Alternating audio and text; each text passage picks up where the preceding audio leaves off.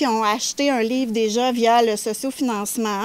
Et les personnes qui vont en acheter un aujourd'hui auront l'authentique sceau de la ville de Haute-Rive dans leur livre, qui sera aussi dédicacé évidemment là, par Estelle.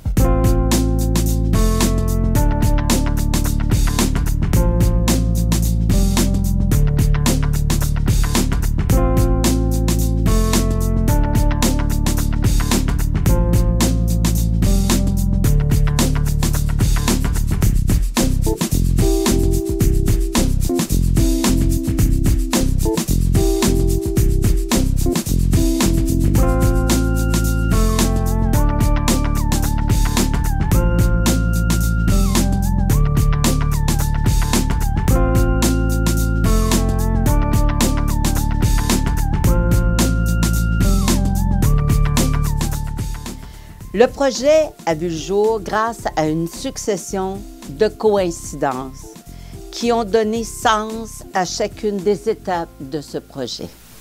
J'en ai des frissons. En novembre 2022, j'ai publié sur la page Facebook « Haute-Rive, que de beaux souvenirs » quelques articles de journaux sur la contestation par les policiers de mon embauche en 1976. Coïncidence, synchronicité, Sébastien Langlois a lu ces articles. Il m'a encouragé à écrire un livre sur mon parcours dans la police. Il tient la caméra aujourd'hui. Plusieurs autres m'ont adressé des messages d'encouragement. Il n'en fallait pas plus pour que je me lance dans l'aventure de l'écriture de mes mémoires.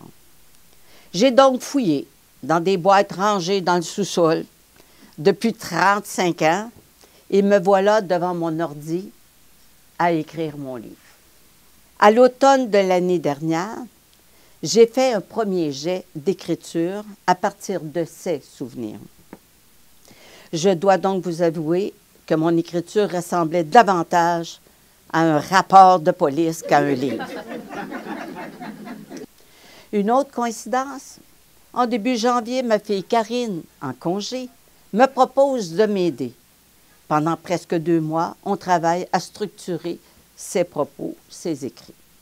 Ensemble, on a replongé entre mère et fille. Des bouts, on a bien ri, mais d'autres, on a pleuré.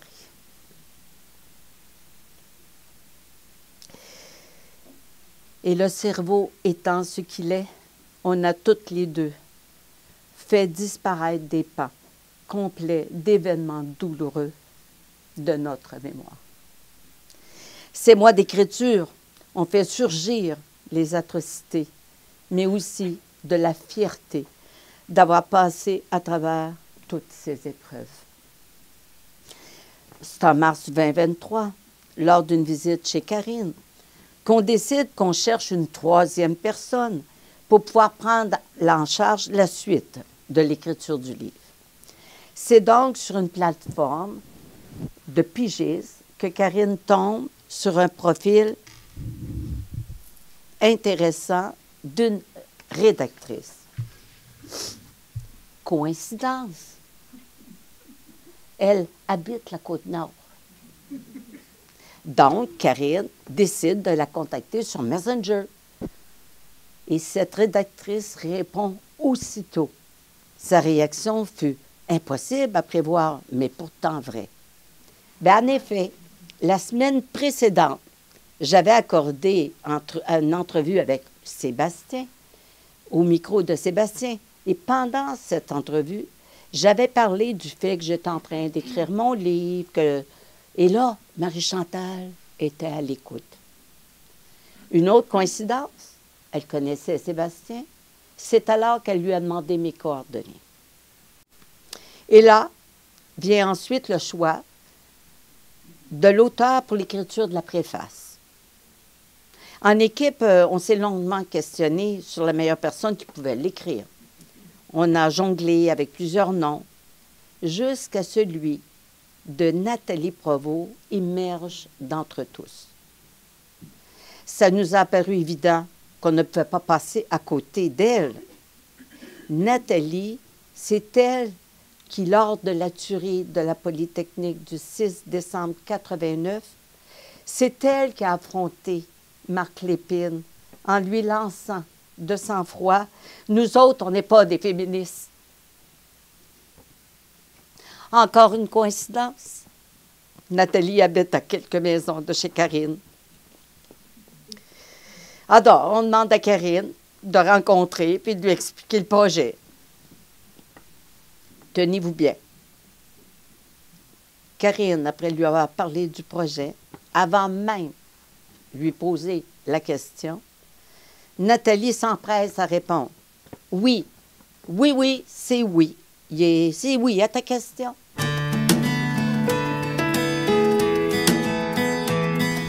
Oui, tu as été la première sergent au Québec. Oui, tu as été la première capitaine au Canada. Tu as été aussi la première présidente d'une fraternité. Et tu as été aussi la première représentante de région à la Fédération, ce que tu représentais l'ensemble des policiers municipaux au Québec. Autrive, Bécomo, Sept-Îles, Port-Cartier, Shefferville. Toute la grande région ici. Ouais. Alors, la Fédération, on représente 11 000 des 15 000 policiers au Québec. Et aujourd'hui, il y a plus de 30 % de notre membership que c'est des femmes. Et pour moi, tout à l'heure, tu disais c'est une reconnaissance. C'est plus que ça, tu étais une pionnière. On va se le dire. Et tu as eu l'histoire. Je pense qu'elle est très importante en arrière de ça. C'est aussi notre histoire. Je pense qu'on a un devoir de retenir ce qui s'est passé. Parce qu'aujourd'hui, nos filles, nos femmes qui travaillent, qui sont aussi des mères de famille, vivent beaucoup de choses difficiles, hein, parce que c'est pas simple d'être policier. On a souvent le goût de se donner pour les autres. Je pense que c'est un trait de caractère qui ressort. Alors, je voyais ta fille se demander pourquoi on était ça, mais je pense qu'on est tous ça. Mais toutes nos policières te doivent aussi en disant que tu as ouvert le chemin. Alors, pour moi, puis Martin qui est ici, Martin Fizette qui est là, c'était super important de venir ici, puis de venir te le dire, puis te le témoigner. Mais tout ça pour te dire que nos policiers nous ont passé le message, on nous a appelés, il y a beaucoup de gens qui passent le message, à quel point tu as rouvert le chemin. Et puis pour nous, c'était super important d'être ici. Puis venir te dire un grand, grand, grand merci. Puis on va se souvenir de ce que tu as fait, puis du chemin que tu as ouvert pour tous ceux qui aujourd'hui font ce métier-là, pour lequel je pense que les choses ont beaucoup évolué. Mais merci à toi, et puis on est très fiers d'être ici avec toi.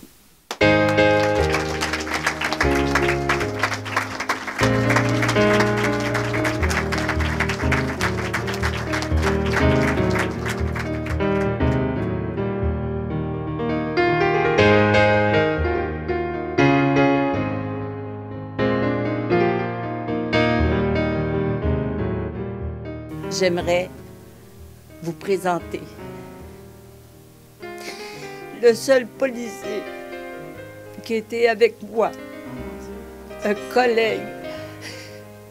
On a caché notre relation professionnelle, je ne parle pas amoureuse, professionnelle, parce que les policiers, ils étaient pour lui faire endurer ce que moi je vivais. Veux-tu venir à l'aide, s'il te plaît?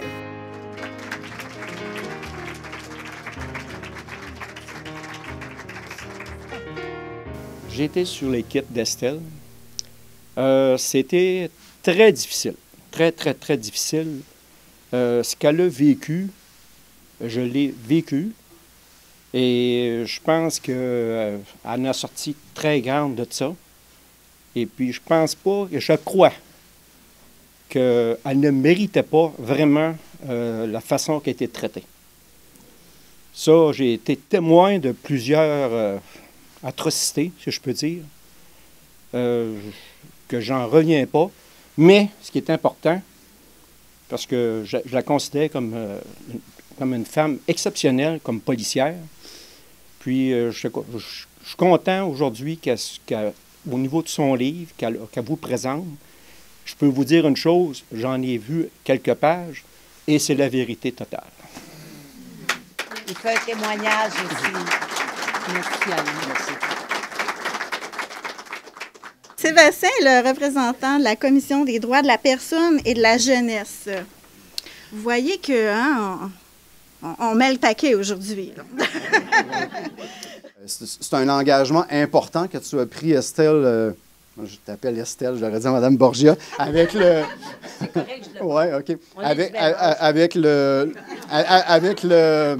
Avec la rédaction de l'ouvrage, le lancement de l'ouvrage, mais c'est aussi un legs à la population québécoise qui est fait aujourd'hui. Puis ça, il ne faut pas le perdre de vue. Il y a des gens qui vont beaucoup profiter de ton récit dans les années futures. Donc, bravo. C'est ça. Fait que merci. Pour finir en beauté, on va y aller avec quelque chose de pas du tout émotif. On a la belle Catherine Tremblay-Alix qui va nous lire un extrait du livre. Les jeunes de la DPJ. Les jeunes pris en charge au pavillon Richelieu par la DPJ, qu'ils soient là pour leur propre protection ou placés par ordre judiciaire, m'émeuvent profondément.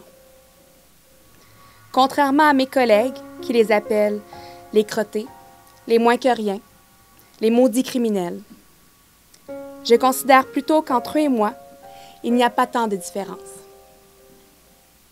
La plupart ont une histoire familiale similaire à la mienne, impliquant au moins un parent alcoolique et violent. Ils sont souvent battus, abusés, abandonnés, rejetés, humiliés. Ils souffrent et sont simplement à la recherche d'un minimum d'attention et de bienveillance pour se sentir légitimes d'exister. Par conséquent, lorsqu'on nous appelle pour une fugue, je fais tout mon possible pour les retrouver avant mes collègues. Je sais que si j'ai la possibilité de me retrouver seule avec eux, j'ai une chance d'établir un réel dialogue et de pouvoir leur faire ressentir qu'il y a de l'espoir dans leur vie tumultueuse. J'avais 17 ans et je t'en ai tant voulu. Pourquoi tant d'acharnement? Pourquoi t'être battu autant? Pourquoi avoir fait tant de vagues? Pourquoi tenir tant à ce métier de policier? Et puis, vint le 6 décembre 1989. J'ai ouvert la presse et j'ai vu ta photo. Le tueur avait ajouté ton nom sur la liste de 19 femmes qu'il voulait abattre. À leur place, il sacrifie de sang-froid 14 étudiantes. Ce jour-là, 14 femmes ont payé de leur vie pour avoir été des femmes. Ce jour-là, j'aurais pu te perdre parce que tu étais une femme. Et c'est ce jour-là que moi, je suis devenue féministe 40 ans avant toi. Je me suis souvent efforcée de transformer ces situations pénibles en avantages, comme me l'avait appris ma chère maman.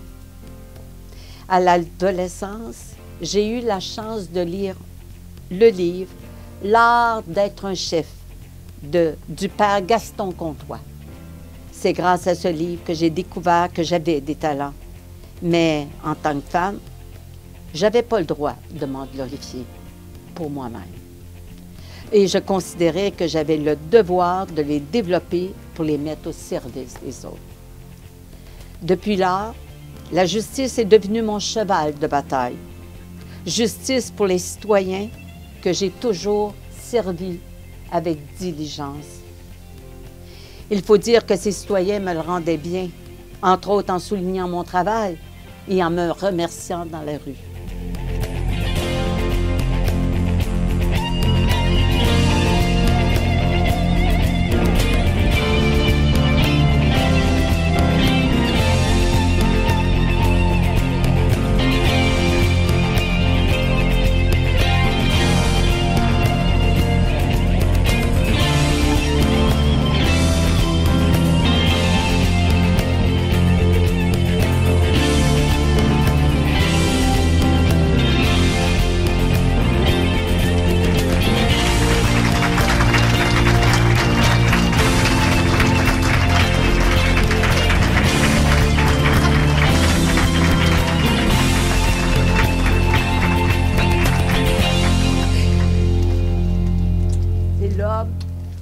partage ma vie depuis 28 ans.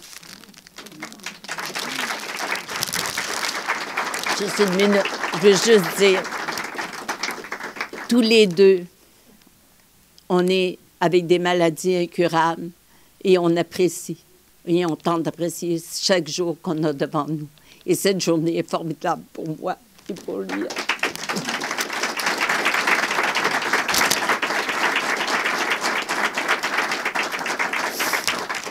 Merci énormément.